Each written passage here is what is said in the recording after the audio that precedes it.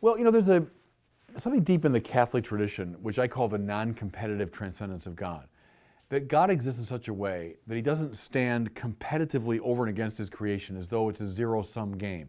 If I pay attention to creation, I'm not paying attention to God. If I give any credibility to creation, I'm denigrating God. It doesn't work that way. God is the very source of existence in and through which all finite things exist.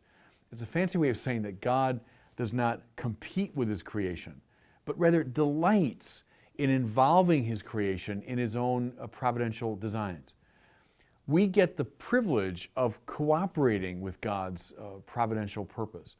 Part of that now comes in with prayer. Does God deign in his wisdom and love to give some of his graces precisely through the intercession of certain figures who cooperate with his grace? And the answer to that is yes. Just as we pray for each other, I might say to a fellow Christian, could you pray for me?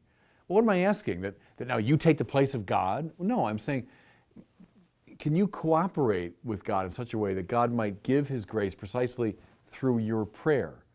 So in a similar way, at a higher pitch, we say, we ask the saints to intercede for us. Well, God delights in that. God's not denigrated by that. God's not in competition with that.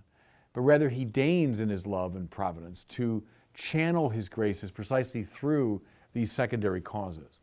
That's a fancy way of saying it's okay to ask the saints to intercede for us.